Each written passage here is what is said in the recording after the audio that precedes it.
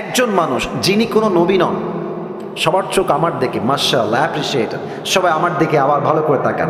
একজন লোক যিনি কোনো নবী নন, বাট তার নসিহত, তার ইনস্ট্রাকশন, তার গাইডলাইন, তার উপদেশ তার সন্তানের প্রতি আল্লাহ তাআলার এতটা পছন্দ হয়েছে যে তার নামেই আল্লাহ তাআলা কোরআনে একটা সূরা নাজিল করেছে। ব্যক্তিটার নাম কি, কে বলতে পারে? লোকমান। বলেন সবাই, নাম কি? লোকমানে হাকিম। লোকমানে হাকিমকে তার মালিক একদিন ডাক দিয়ে বলছে, লোকমান এদিকে আসো, তোমার ব্যাপারে আমি শুনেছি, আমাকে একজন এসে বলেছে যে লোকমান অনেক মেধাবী, অনেক জ্ঞানী, তার উইজডম, তার মেধা অসাধারণ। তো তোমাকে একটা কাজ দিচ্ছি, কাজটা আমাকে করে দাও। বলছে কি কাজ? বলছে কাজটা হচ্ছে তুমি এখন এখান থেকে যাবা, ওয়াদবাহশাতান, একটা বকরি জবাই করবা, এবং বকরি জবাই করে বকরির সবচাইতে পবিত্রতম অংশ কেটে আমার কাছে নিয়ে আসবা। বলছে ঠিক আছে মালিক, যা বলবেন তাই করতে আমি প্রস্তুত আছি। এবার লোকমান মালিকের হুকুম শুনে বের হয়ে গিয়েছে, একটা ছাগল ধরেছে, ছাগল ধরে তাকে জবাই করেছে এবং ছাগলের সবচেয়ে পবিত্র অংশ কলিজা কেটে নিয়ে আসছে। বলেন সবাই, কি কেটে এনেছে? বলছে মালিক এই নেন ছাগলের সবচেয়ে পবিত্রতম অংশ। মালিক বলছে ওয়াও, মাশাআল্লাহ, you have done amazing, it is appreciated, তুমি যা করেছো ঠিক করেছো, বাট আর একটা কাজ দিচ্ছি, আবার যাও, ওয়াজবাহশাতান, একটা ছাগল জবাই করো, ওয়াখরিজ মিনহা আখমাতা মুযগাতাইন, এবার ছাগলের পবিত্র অংশ নয় অপবিত্র অংশ কেটে নিয়ে আসো। লোকমান আবার গেছে, জবাই করেছে, আবারও সেই কলিজাই কেটে এনেছে। বলছে মালিক এই নেন ছাগলের সবচেয়ে নাপাক অপবিত্র অংশ। মালিক বলছে ছি ছি, তোমাকে ভেবেছিলাম তুমি অনেক বুদ্ধিমান, তোমার মাথায় ঘিলু আছে, বুদ্ধি আছে, তুমি তো বোকার ঘরের বোকা লোকমান। মালিক কেন আমি বোকা? বলছে তোমাকে বললাম সবচেয়ে পবিত্র অংশ আনো, তাও আনলা কলিজা, বললাম সবচাইতে নাপাক অংশ আনো, তাও আনলা কলিজা। একই অংশ, একই কলিজা, একই টাইমে পবিত্র, আবার একই টাইমে অপবিত্র কেমনে হয় লোকমান? তুমি তো বোকার ঘরের বোকা। লোকমান ডাক দিয়ে বলছে মালিক আমার, আমি কি বোকা না চালাক, দ্যাটস এ ডিফারেন্ট ম্যাটার, এটা ভিন্ন বিষয়। তবে সত্য কথা হলো প্রত্যেকটা প্রাণীর দেহে একটা ছোট্ট গোস্তের টুকরা আছে, এই গোস্তের টুকরা পবিত্র হলে পুরো দেহটাই পবিত্র হয়, আর এই গোস্তের টুকরা নাপাক হয়ে গেলে পুরো দেহটাই নষ্ট হয়ে যায়।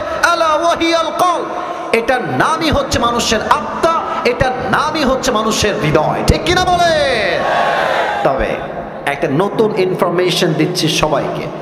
ইন্নাল হামদালিল্লাহি নাহমাদুহু ওয়া নাস্তাঈনুহু ওয়া নাস্তাগফিরুহু ওয়া নু'মিনু বিহি ওয়া নাতাওয়াক্কালু আলাইহি ওয়া নাউযু বিল্লাহি মিন শুরুরি আনফুসিনা ওয়া মিন সাইয়্যাতি আ'মালিনা মান ইয়াহদিহিল্লাহু ফালা মুযিল্লা লাহু ومن يضلل فلا هادي له فلن تجد له وليا مرشدا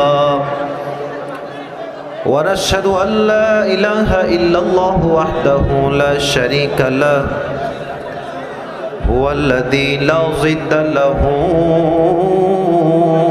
ولا ند له لا مثل له ولا مثيل له ولا كفيل له لا شبه له ولا شبيه له ولا ولد له ولا والد له وهو الواحد الفرد الصمد لم يلد ولم يولد ولم يكن له كفوا أحد ونشهد أن سيدنا ونبينا وحبيبنا وحبيب ربنا وطبيبنا وطبيب أرواحنا محمدا عبد الله ورسوله أرسله بالحق بشيرا ونذيرا وداعيا إلى الله بإذنه وسراجا وقمرا منيرا أما بعد فأعوذ بالله من الشيطان الرجيم بسم الله الرحمن الرحيم قد أفلح من زكاها وقد خاب من دساها وقال تعالى في كلامه المجيد وللآخرة خير لك من الأولى وقال تعالى في كلامه المجيد وقضى ربك ألا تعبدوا إلا إياه وبالوالدين إحسانا إما يبلغن عندك الكبر أحدهما أو كلاهما فلا تقل لهما أف ولا تنهرهما وقل لهما قولا كريما وقال تعالى في كلامه المجيد الذين إن مكناهم في الأرض أقاموا الصلاة وآتوا الزكاة وأمروا بالمعروف ونهوا عن المنكر ولله عاقبة الأمور.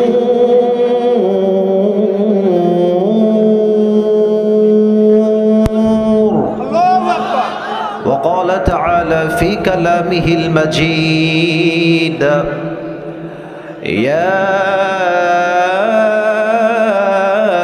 أيها الذين آمنوا استعينوا بالصبر والصلاة إن الله مع الصابرين. وقال تعالى في كلامه المجيد يا أيها الذين آمنوا اصبروا وصابروا ورابطوا واتقوا الله لعلكم تفلحون. وقال تعالى في كلامه المجيد قل إن كنتم تحبون الله فاتبعوني يحببكم الله ويغفر لكم ذنوبكم والله غفور رحيم. وقال تعالى في كلامه المجيد قل يا عبادي الذين أسرفوا على أنفسهم لا تقنطوا من رحمة الله إن الله يغفر الذنوب جميعا إنه هو الغفور الرحيم. وقال رسول الله صلى الله عليه وسلم بلغوا عني ولو آية. وقال رسول الله صلى الله عليه وسلم أول ما يحاسب به العبد يوم القيامة الصلاة أو كما قال عليه الصلاة والسلام إن الله وملائكته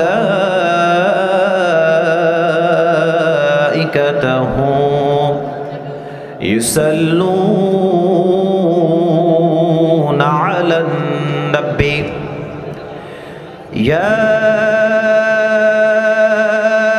أيها الذين آمنوا صلوا عليه وسلموا تسليما اللهم صل على محمد وعلى آل محمد كما صليت على إبراهيم وعلى آل إبراهيم إنك حميد مجيد. أستغفر الله أستغفر الله. আমার ঝিনাইদহের কালীগঞ্জের বলরামপুরের ভাইয়েরা কেমন আছেন আপনারা সবাই? আলহামদুলিল্লাহ। আল্লাহ তাআলার শুকরিয়া যে আল্লাহ তাআলা আমাদের সবাইকে এই দ্বীনের মজলিসে বসার সুযোগ দিয়েছেন। আমরা সকলেই জবান খুলে দিল খুলে সকলেই পড়ছি আলহামদুলিল্লাহ। আজকের এই প্রোগ্রাম বলরামপুর কিরাতুল কোরআন হাফিজিয়া মাদ্রাসার উদ্যোগে আয়োজিত। আজকের এই প্রোগ্রাম আমাদের 19শে ডিসেম্বর।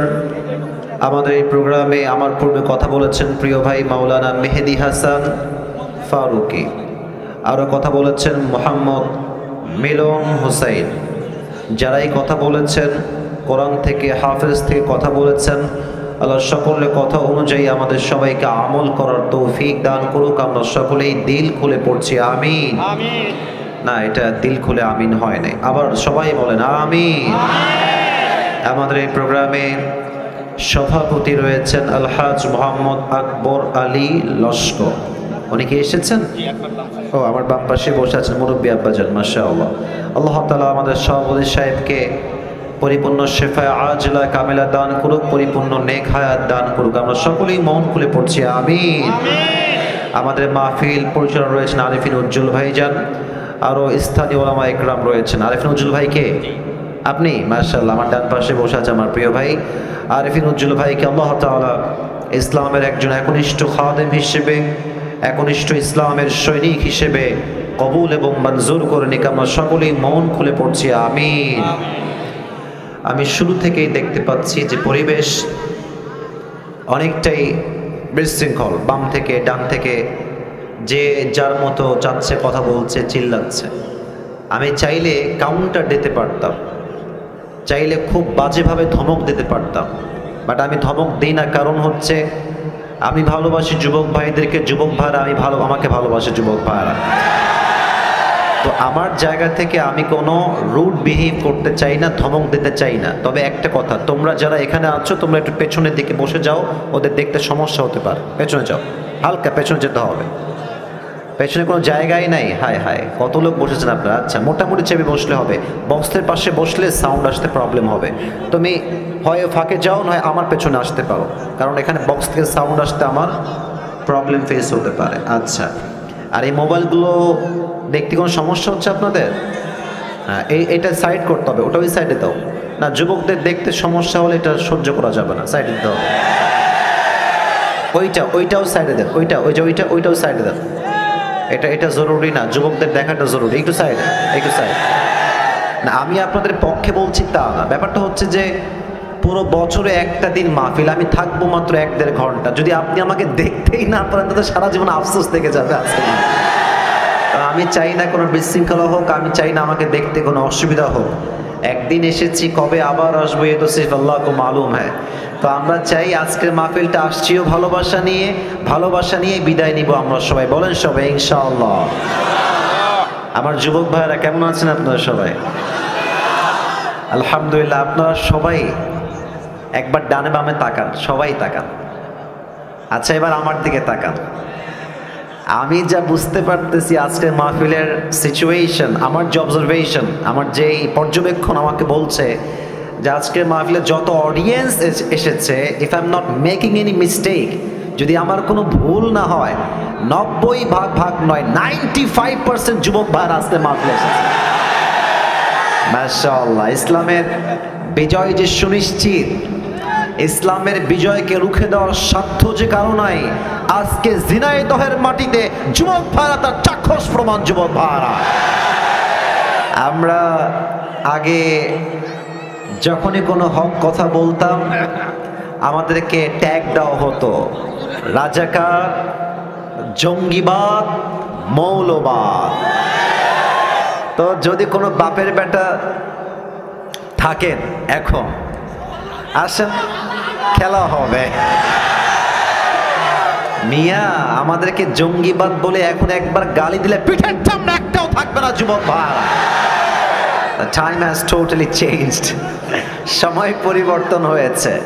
আমরা দেখেছি আগে বাবার পক্ষে বললেই হুজুর খুব ভালো, বাবার বিপক্ষে গেলেই হুজুর খারাপ। হ্যাঁ, আর আমার একটা কথা স্পষ্ট, ওনার বাবার বিচার যদি এত বছর পরে হয়, হত্যার বিচারটা, তাহলে আমাদেরকে এটা স্পষ্ট ভাষায় বলতে হবে, গত 16 বছরে যত জুলুম নির্বিচার হয়েছে, আমার যত ভাইদেরকে গুম করা হয়েছে, হত্যা করা হয়েছে, প্রত্যেকটা তালিকা করে করে বিচার করা দরকার যুবক ভাইরা।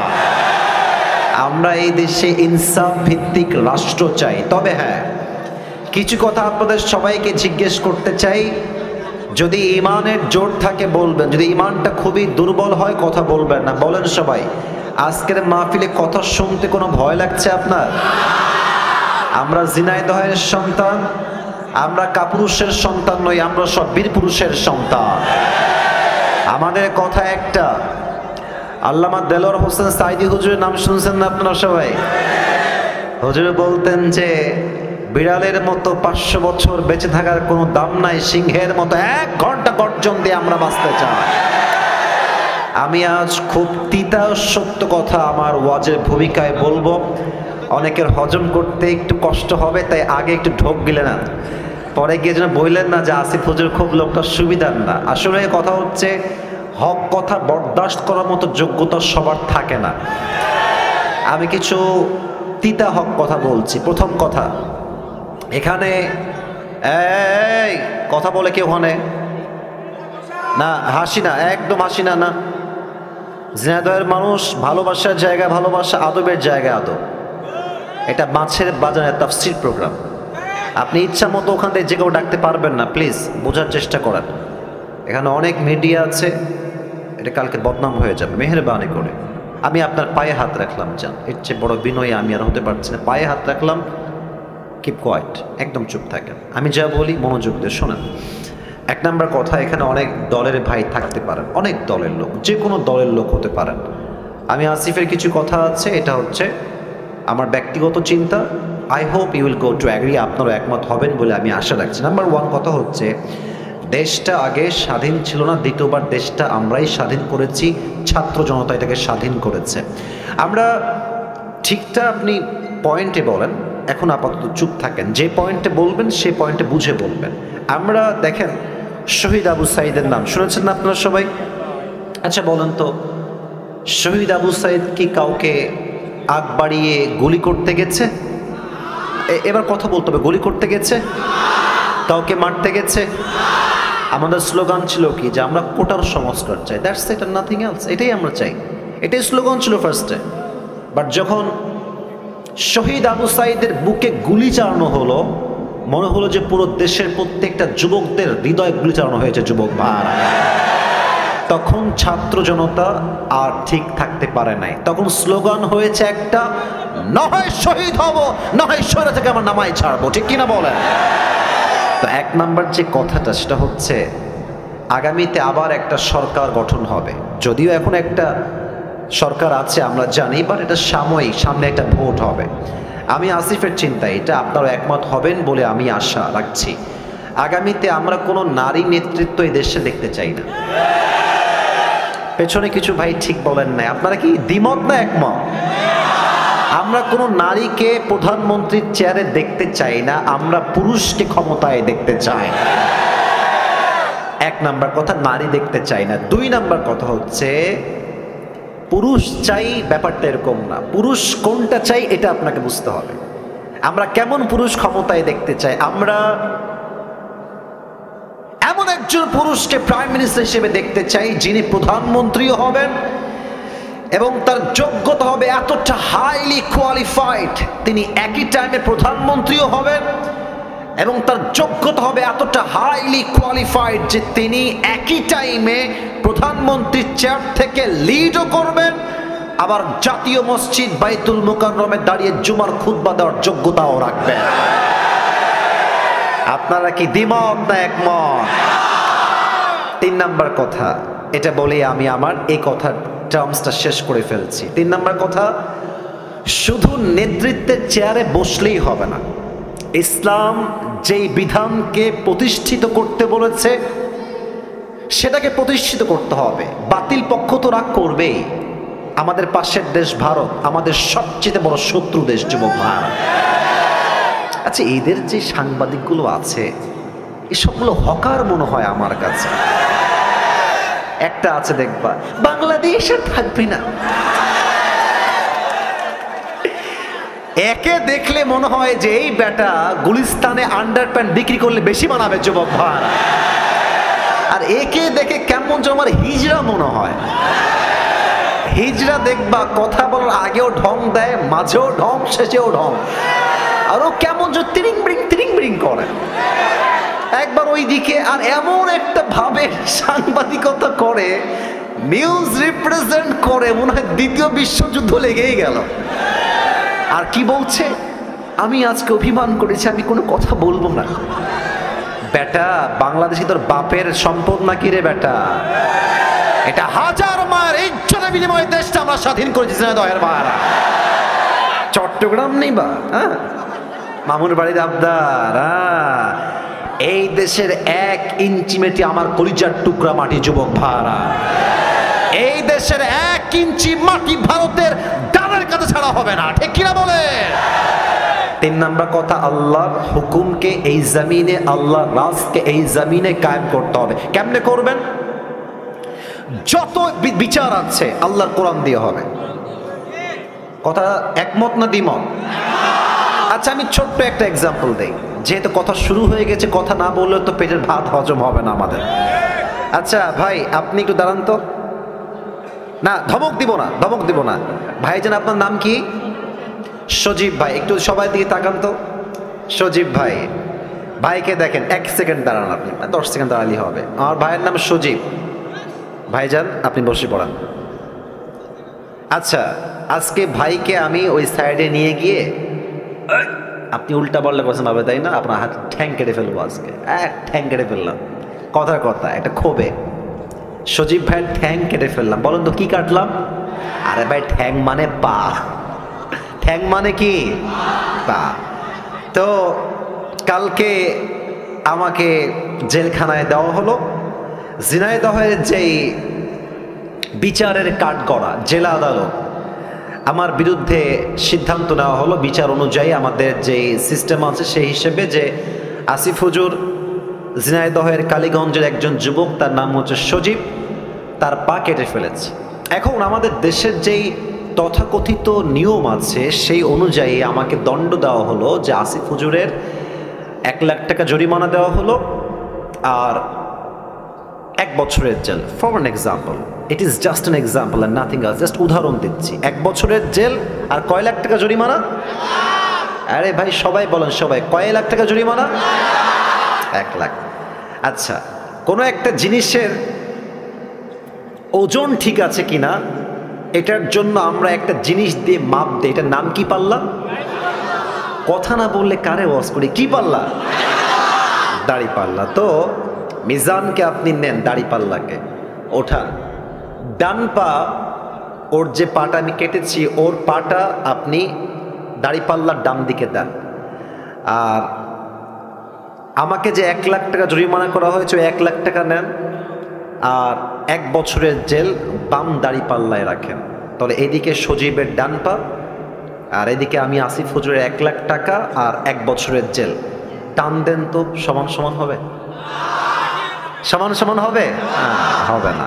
আচ্ছা, আপনি আরো বাড়ায় দেন, জরিমানা আপনি দেন 2 লাখ টাকা, আর এদিকে আপনি দেন মনে করেন যে আরো 2 বছরের জেল। সমান সমান হবে? যদি কোরআন দিয়ে রাজ কায়েম হয়, কোরআন কি বলছে? চোখের বদলে চোখ, নাকের বদলে নাক, কানের বদলে কান, ঠোঁটের বদলে ঠোঁট, ঠ্যাঙের বদলে ঠ্যাং, জানের বদলে জান।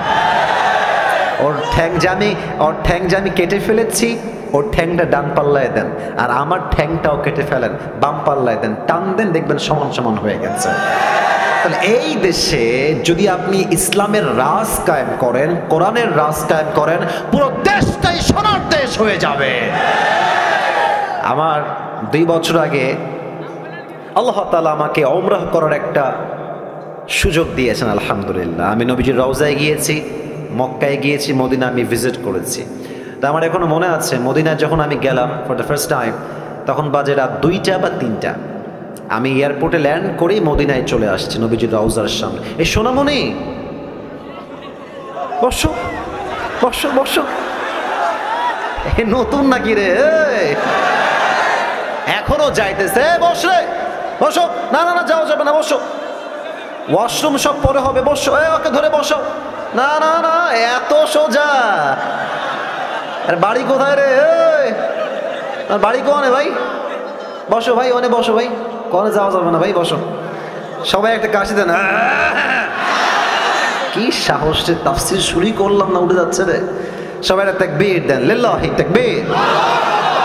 তো আমি যখন নবীজির রওজার সামনে ঘুমালাম, দ্বিতীয় দিন বাদ এশার ঘুমায় গেলাম, এশার নামাজ পড়ে। তো আমার আইফোন, আমার অ্যান্ড্রয়েড ফোন, আমার মানি ব্যাগ, আমার রিয়াল, পাসপোর্ট সব আমার বুকের ডান পাশে আমি রাখলাম, ওপেনলি ঘুমায় গেলাম নবীজির ঠিক রওজার সামনে। আইফোন রাখা, অ্যান্ড্রয়েড ফোন রাখা, টাকা রাখা, রিয়াল রাখা, বাংলাদেশি টাকাও সেখানে ছিল, মানি ব্যাগ ছিল, পাসপোর্ট সব ওখানে রাখা আমার। তা আমি ঘুমালাম, ঠিক এশার নামাজের পরে ভেবেছিলাম তাহাজ্জুদ পড়বো উঠে, বাট এত শান্তির ঘুম নবীজির রওজার সামনে এসেছে, আমার ওই ফজর আজানের সময়ই ঘুম ভেঙেছে। তো আমি যখন ঘুম থেকে উঠে ঠাস করে উঠছে লাফ দিয়ে, তো দেখছি যে আমার আইফোন যেখানে ছিল ওখানেই আছে, টাকা টাকার জায়গায় আছে, ওয়ালেট ওয়ালেটের জায়গায় আছে, রিয়াল রিয়ালের জায়গায় আছে, পাসপোর্ট পাসপোর্টের জায়গাতেই আছে। আমার তখন মনে হলো যে কোথায় আইফোন, আমাদের দেশে আন্ডারপ্যান্ট রেখে ঘুমালেও দেখবেন চুরি হয়ে গেছে। তো সৌদি আরবে আল্লাহর কোরআনের সব আইন কায়েম হয় নাই, কিছুটা আইন কায়েম হয়েছে। সৌদি আরবে এই নিয়ম আছে, ওয়াসারিকু ওয়াসারিকাতু ফাকতাউ আইদিয়াহুমা জাযাআন বিমা কাসাবা নাকালাম মিনাল্লাহ। যদি কেউ চুরি করে ফেলে সঙ্গে সঙ্গে cut down his right hand, হাত কেটে ফেলো। এই জন্য সৌদিতে অন্য পৃথিবীর প্রত্যেকটা দেশের চাইতে চুরির সংখ্যা কম, শান্তি বেশি। যুবক ভাইরা ঠিক কিনা বলো? কয়েকটা আইন দিয়ে যদি দেশটা এত শান্তি হয়ে যায়, কোরআন আইন দিয়ে, আমার তো বিশ্বাস যদি আগামীকাল এই দেশটা কোরআন দিয়ে চলতে শুরু হয়ে যায়, পুরো দেশের প্রত্যেকটা ইঞ্চি ইঞ্চি মাটি কোরআনের মাটি হয়ে যাবে। জিনাদার ভাইরা, আল্লাহ এই দেশটা আমাদের সবাইকে দেখার তৌফিক দান করে পড়া আমি না, জোরে বলুন সবাই আমিন। আচ্ছা, আপনাদের বউ আছে কার কার, একটু হাত তুলেন তো। আচ্ছা আচ্ছা আচ্ছা, হাত নামান, হাত নামান। আপনাদের বউ নাই, খুব কষ্টে আছেন কারা, একটু হাত তোলেন। আচ্ছা, আপনাদের কারো বউ নাই? আমি বিশ্বাস করি না, মিথ্যা না সত্যি? আরে আব্বা বোঝে না রে, ছেলের বিয়ের বয়স হয়ে গেছে। আমার মনে হয় যে এবার শীতকাল যুবকদেরকে বিয়ে দিয়ে একমাত্র শীত দূর করা সম্ভব হবে। যুবক ভাই, আমার আব্বা জানদেরকে পায়ে হাত রেখে বলছি, আব্বা জান, আপনি যদি আপনার ছেলেকে সঠিক সময়ে বিয়ে না দেন, আপনার ছেলে যত ঘাটে পানি খাবে প্রত্যেকটা দায়ভার কিয়ামতে আপনাকে বহন করতে হবে। আব্বা জান, আব্বা জানকে বলে কোনো লাভ নাই গো, সব দোষ বেশিরভাগ মেয়েদের। যুবক ভাই, তুমি মেয়েকে বিয়ে করবা, মেয়ে বলবে যে টাকা আছে, সরকারি চাকরি আছে তোমার। আর কিছু কিছু মেয়ে তো সরকারি চাকরি পাইলে টাকলার সঙ্গে বিয়ের পিড়িতে বসে যায়। পেশা হি সব কুছ হ্যায় মেরে দোস্ত। এখনকার মেয়েদের কাছে চরিত্রের চাইতে টাকাটা বেশি ম্যাটার করে। যুবক ভাই, বাসও খায় সেই লেভেলের। কারণ যেই চরিত্রহীন ছেলেকে আপনি টাকা দেখে বিয়ে করছেন, প্রিয় বোন আমার, উইথ ডিউ রেসপেক্ট বলছি, আমি আসিফ আপনাকে সম্মানের সঙ্গে বলছি, আপনি টাকা পাবেন, ঢাকার গুলশানে ফ্ল্যাট পাবেন, BMW পাবেন, রোলস রয়েলস পেতে পারেন, ডুপ্লেক্স ট্রিপ্লেক্স ফ্ল্যাট পেতে পারেন টাকার জন্য। বাট ওয়াল্লাহি বিয়ের পরে যে আত্মকেন্দ্রিক মনের একটা প্রশান্তি আছে, চরিত্রহীন ছেলের কাছে, বুইড়ার কাছে আপনি সুখ খুঁজে পাবেন না। আল্লাহ প্রত্যেকটা বোনদেরকে বোঝার তৌফিক দান করুন। সকলে মন করে পড়েন আমিন। একটা কোরআন নিয়ে আসতে হবে, একটা কোরআন লাগবে আমার এখানে, খুবই ফাস্ট নিয়ে আসেন। আমরা 3টে তাকবীর দিব সবাই মিলে। প্রথম তাকবীর দিবেন আমার প্রিয় বিবাহিত ভাইরা, দ্বিতীয় তাকবীর দিবেন আমার প্রিয় সিঙ্গেল ভাইরা। আমি দেখতে চাই হু ইজ মোর পাওয়ারফুল, কার শক্তি কত বেশি। বিবাহিত ভাইরা একটা কাশি দেন, স্লোগানে বেশি জোর পাইনি, আর একবার কাশি দেন বিবাহিত ভাইরা, দেখা যাক কারা পারে। বিবাহিত ভাইরা, it's time for the married people. বিবাহিত ভাইরা তাকবীর দেন সবাই, লিল্লাহি তাকবীর। মোটামুটি চলে, খুব বেশি একটা ভালো না। আচ্ছা, এবার সিঙ্গেল ভাইরা একটা কাশি দাও, ওরে বাবা রে। এবার দেখা যাক কে পারে। বিবাহিত ভাইরা চুপ থাকবেন, সিঙ্গেলদের পালা এবার। লিল্লাহি তাকবীর। বিবাহিত ভাইরা, আই এম সো সরি, আমাকে আপনারা মাফ করে দিবেন, আজকে আমার সিঙ্গেল ভাইরা জিতে গেছে, ঠিক আছে কিনা বলো? আচ্ছা, শেষ তাকবীর দিয়ে মূল ওয়াজের বিষয়ে ফিরে যাব। আমার সবাই মিলে এবার দিবেন, এমন জোরে দিবেন যে আমি আসিফ আমার সবাইকে নিয়ে স্টেজ ভেঙে নিচে পড়ে যাব। সবাই একটা কাশি দেন, লিল্লাহি তাকবীর। ডান হাত লাগবে একদম গায়ের জোর, সমস্ত ঈমান দিয়ে এক করে বলবেন, লিল্লাহি তাকবীর। আল কোরআনের আলো, আল হাদিসের আলো, কোরআন হাদিস যেখানে, আলেম ওলামা যেখানে, ঝিনাইদহবাসী যেখানে, কালীগঞ্জবাসী যেখানে, আল্লাহ কবুল করুক, পড়া আমিন। আমি আপনাদের জন্য আজকে একটা गिफ्ट নিয়ে আসছি, নেবেন? हादिया, ये हर किसी को मिलने वाला नहीं है, ये नसीब की बात है, सिर्फ एक इंसान को ये मिलेगा, যে কোনো একজন। এটা আমার একটা টুপি আমি নিয়ে আসছি, এটা আমি যে কোনো একজন যুবককে হাদিয়া দিব। এই কল টুপি কিন্তু আজহারিও পড়ে, একটু ভাব দিলাম একটু বেশি করে যেন তোমরা আগ্রহী হও। হ্যাঁ, তো এই টুপিটা যে পেতে চান এখন থেকে মনোযোগ বাড়ায় দেন। শর্ত একটা, আমি আসিফ কোরআন থেকে হাদিস থেকে যে বিষয়ে আলোচনা পেশ করব, যদি শেষে গিয়ে কেউ সেই কথাগুলো পয়েন্ট টু পয়েন্ট আমাকে মুখস্থ বলতে পারে, কারণ ওয়াজটা পুরোটা পয়েন্ট ভিত্তিক হবে, 1 2 3 4 5 6 7 এই টাইপের হবে। তো যদি কেউ 7টা পয়েন্ট মুখস্থ করতে পারে, তাকে আমি আসিফ শেষে গিয়ে এই টুপিটা পুরস্কার হিসেবে পরিধান করায় দিব। রাজি আছেন তো সবাই? ইনশাআল্লাহ। ওয়াজ কিন্তু আধা ঘন্টা অলরেডি হয়ে গেছে, বলেন সবাই ইনশাআল্লাহ। শেষ তাকবীর দেন। এই ডানে বারবার সাউন্ড পাচ্ছে, এদিকে সব ঠিকঠাক, আমি আর সাউন্ড ডান থেকে চাচ্ছি না। আচ্ছা, সবাই একটা তাকবীর দেন, লিল্লাহি তাকবীর। আজ আলোচনার সেন্ট্রাল থিম বা সাবজেক্ট ম্যাটার হচ্ছে how can we get closer to আল্লাহ সুবহানাহু ওয়া তাআলা। আমরা রবের নিকটবর্তী কাছের বান্দা হব কেমনে? রবের সবচেয়ে প্রিয় বান্দা হতে চাই আমরা কেমনে? কেমনে হব? আমি সবাইকে প্রশ্ন করে উত্তর দেন সবাই। আল্লাহর প্রিয় বান্দা আমরা সবাই হতে চাই কি চাই না? আপনার জবাব বলবে আপনি আসলেই চান কি চান না। বলেন সবাই, চাই কি চাই না? বলেন তো সবাই আমাকে জবান খুলে, আমাদের রব, আমাদের রব, আমাদের সত্তা একজন, আওয়াজ দিয়ে বলেন সবাই, তিনি কে?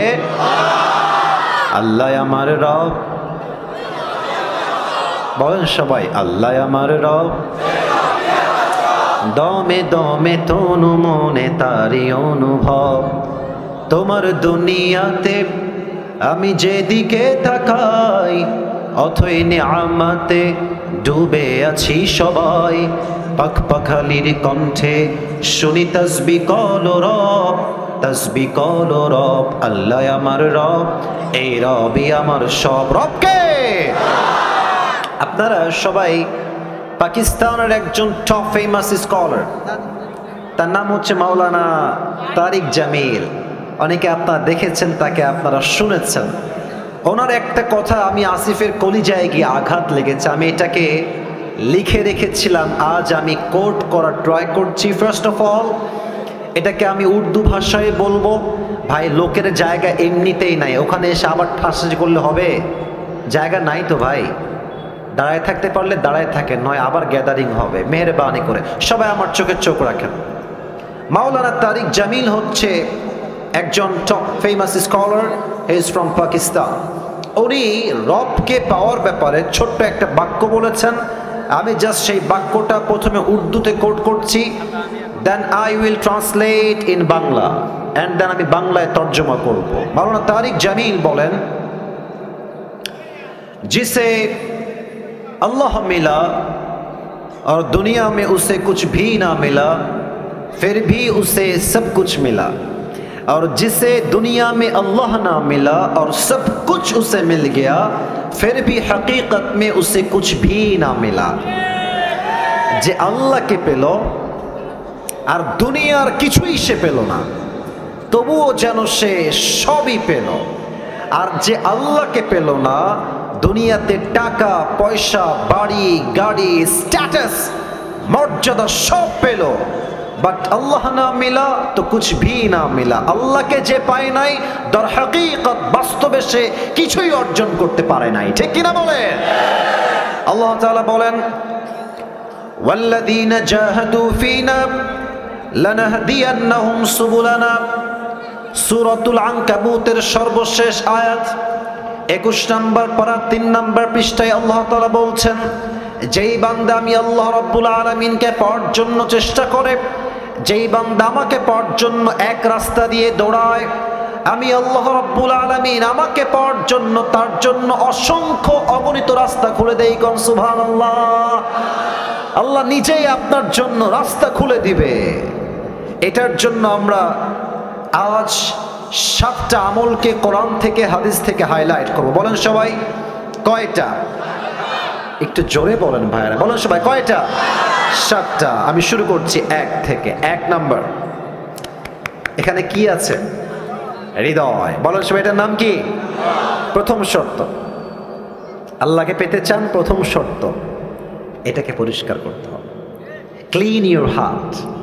قد أفلح من زكاها. Indeed, the successful one is who purifies his heart. আল্লাহর কাছে সবচেয়ে সফল বান্দা হচ্ছে সেই বান্দা যে বান্দা তার আত্মাকে পরিশুদ্ধ করেছে। সুবহানাল্লাহ পড়বেন না সবাই? একটা প্রশ্ন করছি সবাইকে, হয়তো উত্তর সঠিক পাবো আমার আশা আছে। প্রশ্ন আগে বোঝেন, কনসেপ্ট বোঝেন। একজন মানুষ যিনি কোনো নবী নন, সবার চোখ আমার দিকে, মাশাআল্লাহ, অ্যাপ্রিশিয়েট, সবাই আমার দিকে আবার ভালো করে তাকান। একজন লোক যিনি কোনো নবী নন, বাট তার নসিহত, তার ইনস্ট্রাকশন, তার গাইডলাইন, তার উপদেশ তার সন্তানের প্রতি আল্লাহ তাআলার এতটা পছন্দ হয়েছে যে তার নামেই আল্লাহ তাআলা কোরআনে একটা সূরা নাজিল করেছে। ব্যক্তিটার নাম কি কে বলতে পারে? লোকমান। বলেন সবাই নাম কি? লোকমান হাকিম। লোকমান হাকিমকে তার মালিক একদিন ডাক দিয়ে বলছে, লোকমান এদিকে আসো, তোমার ব্যাপারে আমি শুনেছি, আমাকে একজন এসে বলেছে যে লোকমান অনেক মেধাবী, অনেক জ্ঞানী, তার উইজডম, তার মেধা অসাধারণ। তো তোমাকে একটা কাজ দিচ্ছি, কাজটা আমাকে করে দাও। বলছে কি কাজ? বলছে কাজটা হচ্ছে তুমি এখন এখান থেকে যাবা, ওয়াদবাশাতান, একটা বকরি জবাই করবা, এবং বকরি জবাই করে বকরির সবচাইতে পবিত্রতম অংশ কেটে আমার কাছে নিয়ে আসবা। বলছে ঠিক আছে মালিক, যা বলবেন তাই করতে আমি প্রস্তুত আছি। এবার লোকমান মালিকের হুকুম শুনে বের হয়ে গিয়েছে, একটা ছাগল ধরেছে, ছাগল ধরে তাকে জবাই করেছে এবং ছাগলের সবচেয়ে পবিত্র অংশ কলিজা কেটে নিয়ে আসছে। বলেন সবাই কি কেটে এনেছে? বলছে মালিক এই নেন ছাগলের সবচেয়ে পবিত্রতম অংশ। মালিক বলছে ওয়াও, মাশাআল্লাহ, you have done amazing, it is appreciated, তুমি যা করেছো ঠিক করেছো, বাট আর একটা কাজ দিচ্ছি, আবার যাও, ওয়াজবাশাতান, একটা ছাগল জবাই করো, ওয়াখরিজ মিনহা আখমাতা মুযগাতাইন, এবার ছাগলের পবিত্র অংশ নয় অপবিত্র অংশ কেটে নিয়ে আসো। লোকমান আবার গেছে, জবাই করেছে, আবারও সেই কলিজাই কেটে এনেছে। বলছে মালিক এই নেন ছাগলের সবচেয়ে নাপাক অপবিত্র অংশ। মালিক বলছে ছি ছি, তোমাকে ভেবেছিলাম তুমি অনেক বুদ্ধিমান, তোমার মাথায় ঘিলু আছে, বুদ্ধি আছে, তুমি তো বোকার ঘরের বোকা লোকমান। মালিক কেন আমি বোকা? বলছে তোমাকে বললাম সবচেয়ে পবিত্র অংশ আনো, তাও আনলা কলিজা। বললাম সবচাইতে নাপাক অংশ আনো, তাও আনলা কলিজা। একই অংশ, একই কলিজা, একই টাইমে পবিত্র, আবার একই টাইমে অপবিত্র কেমনে হয় লোকমান? তুমি তো বোকার ঘরের বোকা। লোকমান ডাক দিয়ে বলছে মালিক আমার, আমি কি বোকা না চালাক দ্যাটস এ ডিফারেন্ট ম্যাটার, এটা ভিন্ন বিষয়। তবে সত্য কথা হলো প্রত্যেকটা প্রাণীর দেহে একটা ছোট্ট গোস্তের টুকরা আছে। এই গোস্তের টুকরা পবিত্র হলে পুরো দেহটাই পবিত্র হয়, আর এই গোস্তের টুকরা নাপাক হয়ে গেলে পুরো দেহটাই নষ্ট হয়ে যায়। আলা ওয়াহিয়াল কলব, এটার নামই হচ্ছে মানুষের আত্মা, এটার নামই হচ্ছে মানুষের হৃদয়। ঠিক কিনা বলে? তবে একটা নতুন ইনফরমেশন দিচ্ছি সবাইকে, আমাদের এই আত্মাটা 3 প্রকার। বলেন সবাই, হাত তুলে, কয় প্রকার? মুরব্বীরা আমাকে অনেক অনেক মনোযোগ দিয়ে শুনছেন, খুব ভালো লাগলো বিষয়টা দেখতে। বলেন তো আমাদের এই হৃদয় বা আত্মা কয় প্রকার? হাত নামান। 1, আমি বলবো আপনারা আমার সঙ্গে বলবেন। 1 হচ্ছে সুস্থ। 1 নাম্বার, এই বামের সাউন্ড নাই কেন ভাইয়ারা? 1 নাম্বার সুস্থ। দেখেন আপনারটা কোনটা হয়, একটু মিলায় না। 1 হচ্ছে সুস্থ, 2 হচ্ছে অসুস্থ, 2 কি? 3 হচ্ছে মৃত। সুস্থ আত্মাকে ফালইয়াউমা লা ইয়ানফাউ মালু ওয়ালা বানুন ইল্লা মান আতাল্লাহা বিকলবিন সালিম। সুস্থ আত্মা সেই আত্মা যেই হৃদয়ে হিংসা নাই, বিদ্বেষ নাই। কিয়ামতের কঠিন দিনে মানুষের ধন, ওয়েলথ, স্ট্যাটাস, টাকা পয়সা, গাড়ি বাড়ি, নাথিং উইল ওয়ার্ক দেয়ার, কোনো কিছুই কাজে আসবে না। ইল্লা মান আতাল্লাহা বিকলবিন সালিম, যার আত্মা পরিশুদ্ধ হবে আল্লাহ তাকে নিজেই জান্নাতের ঘোষণা দিবে। সুবহানাল্লাহ পড়েন। This is called wealthy heart, সুস্থ হৃদয়, অ্যাক্টিভ হৃদয়, সুস্থ আত্মা। নাম্বার 2, এটা বুঝতে গেলে আপনাকে একটা এক্সাম্পল দেওয়া লাগবে। আচ্ছা, আমরা যে আজকে বসে আছি, আজকে কয় তারিখ? কথা বলো সবাই, আজকে কয় তারিখ? আচ্ছা, আর একটা উত্তর সবাই জানেন, সবাই জানেন, এটা 2023 সাল না 24 সাল?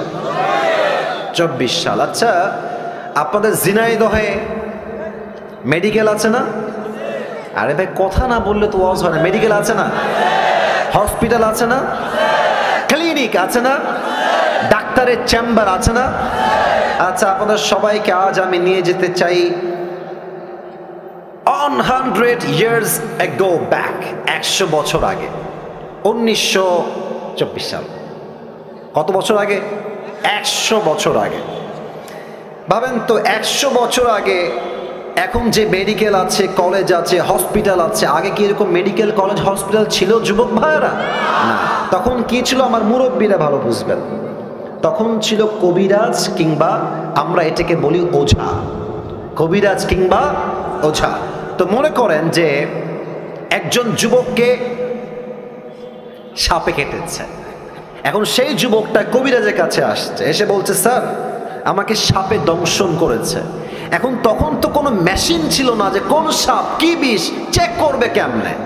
তো ওঝা এটাকে বোঝার জন্য, কেমনে বোঝায় এটা আপনাকে, আচ্ছা আমি টুপিটাই নিলাম, যান একটা বাটি নিতেন, বাটিতে মরিচ বাটতেন, লবণ বাটতেন, মরিচ এক পাশে লবণ এক পাশে, বলতো এই এদিকে আসো, বলো তোমার জিহ্বাটা বের করো। জিহ্বাটা বের করতো, লবণটা দিত, মরিচটা দিত তার জিহ্বার উপরে, বলতো হাউ ইট টেস্ট, এটা স্বাদ কেমন আমাকে বলো। তো সাপে দংশিত যুবক বা মুরব্বী যদি বলতো যে স্যার আমার কাছে স্বাদটা কেমন যেন, ঝালটা মরিচটা পাইনসা পাইনসা লাগে, তখন ওঝা বুঝে ফেলতেন যে এটা কোনো নর্মাল সাপ নয়, ধরা সাপ নয়, এটা বিষাক্ত সাপের ছোবল লেগেছে। কেমনে বুঝতো? কারণ সাপ যখন তার বিষ দিয়ে দংশন করে মানুষের দেহের প্রথম ক্ষতি কি হয়? জিহ্বার স্বাদ মরে যায়। তখন ঝালও পানসা মনে হয়, মিষ্টিও পানসা লাগে, কোনো কিছু স্বাদ তার বুঝে আসে না। এক্স্যাক্টলি মানুষের জীবনের সবচাইতে বিষাক্ত সাপের নাম হচ্ছে শয়তান, আর তার তার বিষের নাম হচ্ছে ওয়াসওয়াসা। মানুষ যখন শয়তানের ওয়াসওয়াসায় পড়ে যায়, সাপে কাটলে যেমন জিহ্বার স্বাদ মরে যায়, শয়তানের ওয়াসওয়াসায় পড়লে ইমানের স্বাদ মরে যায়। তখন কি হয়? বোরকা পড়তেও ভাল লাগে, পার্কে গিয়ে প্রেম করতেও ভাল লাগে। তখন কি হয়? তখন দাড়ি রাখতেও ভাল লাগে, জুব্বা পড়তেও ভাল লাগে, মসজিদের সভাপতি হতেও ভাল লাগে, সুদের ব্যবসা করতেও ভাল লাগে। অসুস্থ আত্মা তখন ভালো কোনটা খারাপ কোনটা আর বুঝে আসে না। কথা বোঝেন নাই মনে হয় আপনারা। আমি আবরারুল হক আসিফ, আমার যদি ওয়াজ করতেও ভাল লাগে, আবার যদি আমার সুদ খাইতেও ভাল লাগে, ঘুষ খাইতেও ভাল লাগে, আমাকে বুঝতে হবে আমার আত্মা সুস্থ আত্মা নয়, আমার আত্মা অসুস্থ আত্মা। ঠিক কিনা বলে? আচ্ছা, এটা হচ্ছে অসুস্থ আত্মা। আর থার্ডটা খুবই ডেঞ্জারাস। এটা বলতে গেলে আমার নিজের মধ্যেই কম্পন তৈরি হয়ে যায়। আমি আপনাকে কি বলবো? কারণ এটা আসলে আমি আসিফের কথা হলে আপনি ভয় পেতেন না যে আসিফ হুজুর বলছে, এটা মিথ্যাও হতে পারে, not a big deal, let's take it out, বাদ এটা। কিন্তু আমার কথা না, যে এটা তো আল্লাহর কথা, এটা তো আমার কথা না, এটা আল্লাহর কথা। আল্লাহ বলছে যাদের হৃদয় মরে গেছে, অসুস্থ নয়, মৃত আত্মা, এরা কারা? আল্লাহ বলছেন উলাইকা কাল আনআম। এতটুকুই শেষ নয়, বাল হুম আযাব। আল্লাহ বলছে এরা কুকুরের চাইতে খারাপ। আপনি আমি কুকুরের চাইতে খারাপ, আল্লাহ বলছে। আচ্ছা বলেন এবার, এই পৃথিবীতে সবচেয়ে সৃষ্টির সেরা জীব কারা? আমি শুনি না, বলেন সবাই কারা? আমরা হলাম আশরাফুল মাখলুকাত, বেস্ট অফ দ্য বেস্ট। সেরার সেরা হচ্ছে মানুষ। আবার এই মানুষকেই আল্লাহ তাআলা বললেন তোমরা কুকুরের চাইতে খারাপ। এই ব্যাখ্যাটা আমার তাফসীরটা প্রথমে বুঝে আসে নাই। তো আমি সেই দিন ঢাকায় যাচ্ছিলাম, আমার ঢাকায় একটা কাজ ছিল জরুরি। তো আমি এমনি গাড়িতে শুয়েছিলাম, এমনি হেলান দিয়ে বসে আছি, ইউটিউবে ঢুকলাম যে দেখি ইউটিউবে কি পাওয়া যায়। হঠাৎ করে আমার সামনে একটা ওয়াজ আসলো, লেখা ছিল ময়মনসিংহের মাটিতে সাইদি হুজুরের তাফসীর। ভাবলাম যে কি করব, বসে বসে সাইদি সাহেবের তাফসীরটা শুনি। তো তিনি এই আয়াতের একটা চমৎকার ব্যাখ্যা দিলেন। আমি জাস্ট আয়াতের ব্যাখ্যাটা কোট করছি। উনি বললেন, দেখেন তো এখন বাজে